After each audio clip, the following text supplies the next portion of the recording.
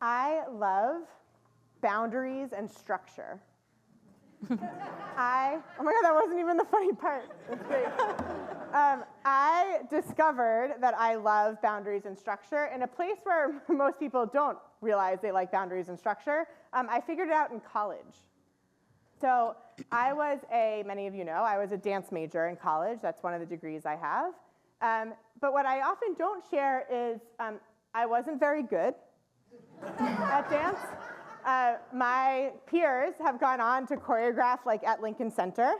I really joyfully became your rabbi. And the extent of my dance career, actually, if you were here for Purim, you saw my choreographic skills for Bye Bye Bye by NSYNC. I was giving birth to a child. She danced. It was awesome. But that's the height of my dance skills. And one class in particular was really hard. Choreography was really hard for me. My friends figured out how to move their body in such interesting, beautiful ways. They realized that like if you were to move your hip in a certain way, that would move the rest of your body this way. It was so cool. I knew all the steps, right? Like I knew how to do a pirouette, and I knew how to do a leap and a jump and all these things. And I knew how to put them together, but it was like flat. Like literally, it all was like in one plane. And I would like go across the room and do everything that I would do. It just wasn't very interesting. And until, I think, a professor gave me, or my choreography professor, gave me a assignment. And she said, Eliana, you don't have the room anymore. Instead, you have a 5-foot square. You cannot leave your 5-foot square. I want you to create an entire piece in your 5-foot square. Now, suddenly, my leaps and my pirouettes wouldn't really work in a 5-foot square. And so I had to think differently. And suddenly I realized that if I moved my heel this way, then I would end up on a diagonal and I'd have a little more space in that 5-foot square. I also realized that I would have to go up or down if I wanted to do anything interesting at all. And figuring out how to get to the floor in an interesting way when I couldn't roll across the room was awesome to me. Suddenly I was doing more gestures, kind of like a really famous choreographer named Trisha Brown. And that was really fun to me, right? Moving your body in ways that we do all the time, but this time it's called dance. What a beautiful thing to figure out. I realized that the structure and boundary allowed me to be more creative. I thrived in the bounded.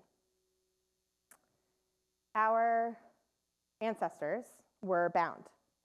They were bound for 400 years in Egypt. They were enslaved in Egypt. And the image that we're given to mark sort of the beginning of the turn of their narrative, the beginning of their story of redemption, is also a bound image. The burning bush is the first image we get that things are going to be a little different. It's the first time God speaks to Moses. It's the first time Moses figures out, like, oh, maybe I'm a little different. It's the first time that Moses figures out he might have a different role in his life, and it's the first time we hear as readers that the Israelites are going to be freed. And the burning bush is a bound image, right? If you think of the branches, they are intertwined. If you see images of the burning bush, like in art, you see this like massive tree or like a huge forest in conflagration. That's not what's written in the text. In the text, it's seen as like a measly bush that it says in its heart it's on fire, but it is not being consumed. It's a small thing, right? It's not this big, huge fire. It's a small thing that catches Moses' eye, and it's bound. It's little. I've become a little obsessed with this image and this narrative, so much so that both my Rosh HaShanah and Yom Kippur sermon are going to be about this section of the Torah. And one of the things I've become so interested in is a question that actually rabbis thousands of years before me have already asked and asked and asked and asked.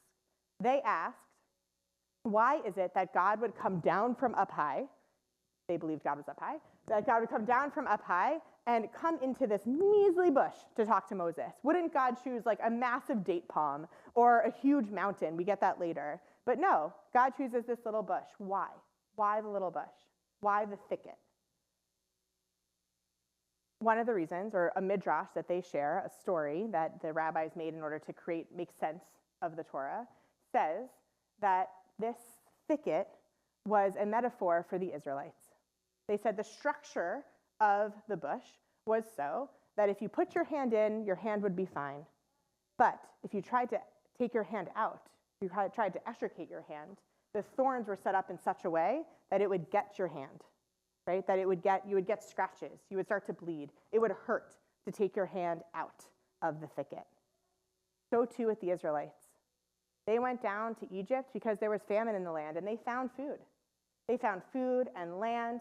They were happy. They multiplied and were fortified. They were living a good life in Egypt. But then the thicket started to get a little tighter. They started to get a little bit more bound. Stuff started to become uncomfortable. They became enslaved. And now, perhaps, they are thinking, we have to get out of here, but making that move is going to hurt. We're going to get hit. It's going to cause some pain. Each of us have been in thickets in our lives. We have been in situations that have at once felt really comfortable and okay, but then things started to get a little bit tighter. We started to feel a little bit bound, and we knew, most likely, what steps we needed to take in order to get ourselves out of that thicket, but we also knew that those steps were really going to hurt, and we were going to feel some pain, and it's just easier to stay in that thicket. I'm thinking the thicket of issues of divorce, thicket of personal medical pain, thicket of depression, of anxiety. Particularly this year, the thicket so many of you have been grappling with, which is the federal worker layoff. This thicket that is affecting not just your paycheck and your resources, but also your identity. I love that in our city, we don't work to live, we live to work. Profession here is part of who we are. So many of us, and I love this, believe that we are actually going to change the world with our profession, that we're going to make the world better. I love that. It's idealistic and ridiculous, but I think it's amazing. It's so beautiful. And that means that when we have taken away the safety of what did at once felt okay, like a good structure, now taking that away really is an identity issue. It hurts. The thorns are starting to prick us. Also, many of us have been feeling the thorns of anti-Semitism and of hatred, especially after the shootings at the Capitol Jewish Museum. We are feeling the pain of the fact that some people don't want us here. In smaller ways, we are feeling the pain of having to be asked, should I put up a mezuzah on my door? Is that safe? Is that okay? It hurts. It hurts. We want to make that move to put up the mezuzah, but we are scared of the pain. And so what do we do when we are feeling bound by the thicket in a way that does not feel comfortable?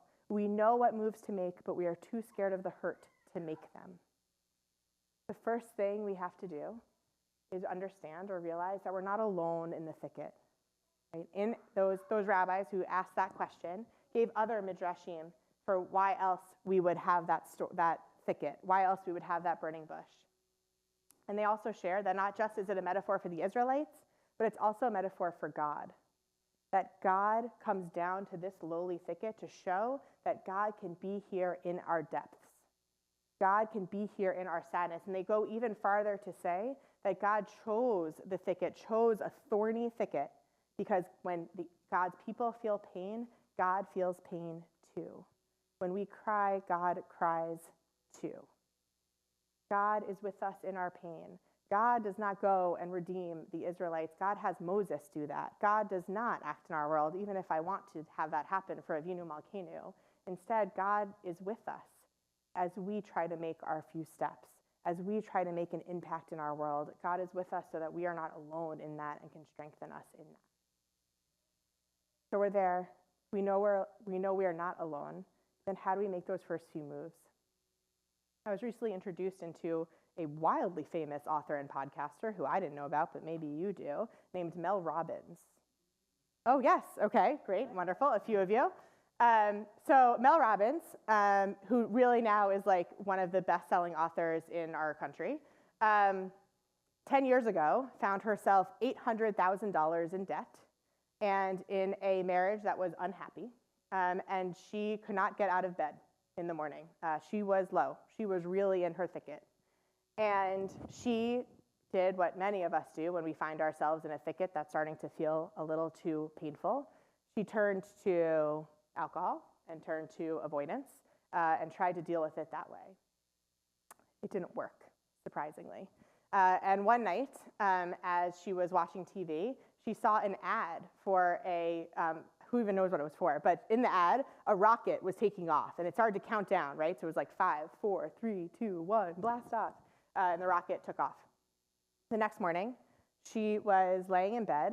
Again, she was not able to get herself out of bed. I believe we've all been there, unfortunately. Like, could not get herself to motivate.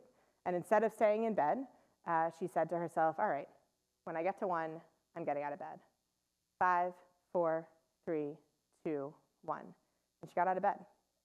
She went downstairs and saw her teenage boys trying to figure out breakfast for themselves because they had now realized that she was not going to do it, but they also didn't know how to do it. And she was like, okay, I'm going to make my son's breakfast. 5, 4, 3, 2, 1, and she did it. A few days later, she was going to email someone about a job. 5, 4, 3, 2, 1, she did it. She continued to count herself down to every hard step that she had to take. Steps she knew that she was able to do, but because of depression, because of the way in which she was feeling so bound, she couldn't make the move, and so she would count herself down. She did that for about 2 years without telling anyone she was doing it. Then she was asked to speak at a then really unknown conference called TEDx. And she gave a speech about career change. That's what she was asked to do, to give a speech about career change. She spoke to about 700 people in the room. And at the end of the speech, she forgot how she was going to conclude the speech. Like, it went out of her head. And so she thought to herself, like, I don't know what I'm going to say. And she was like, oh, and by the way, I do this thing where, like, if I can't motivate, I count down from 5, and then, like, I just do it at 1. Okay, thanks, bye. And she left. A few days later, the video goes up on YouTube. And a year later, it has over 1,000 or thousands of views.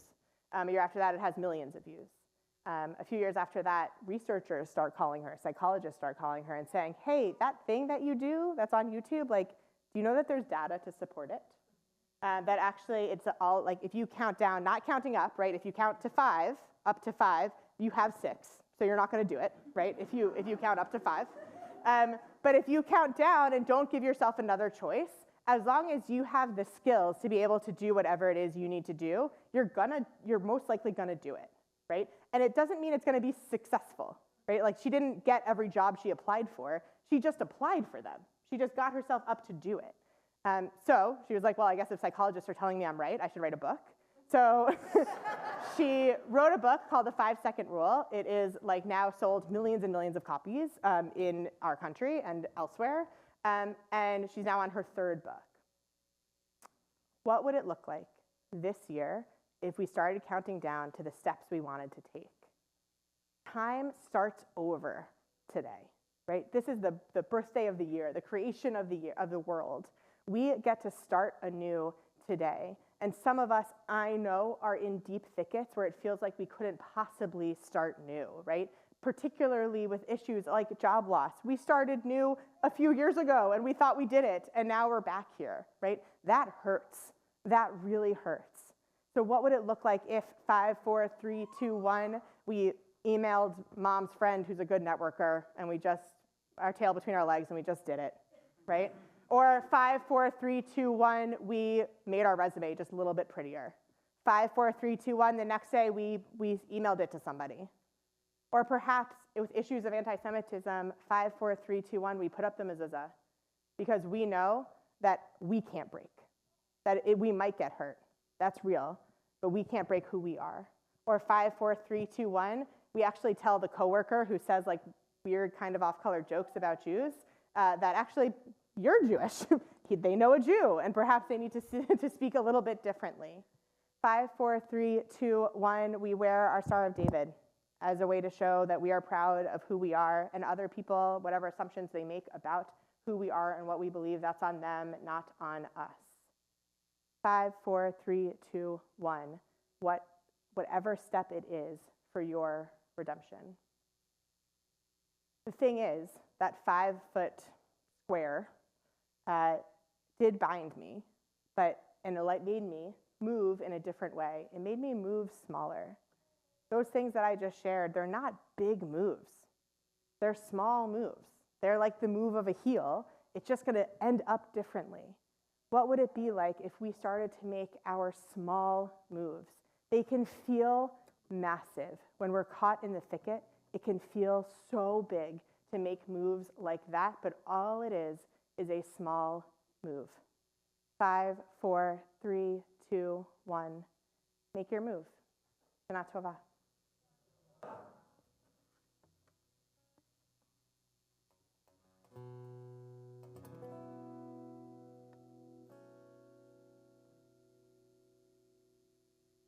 You to turn to your handout one more time.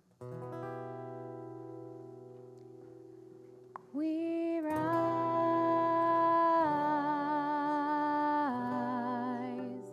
humbly hearted rise,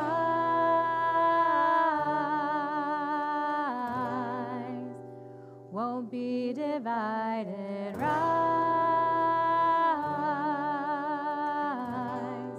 with Spirit to guide us, rise.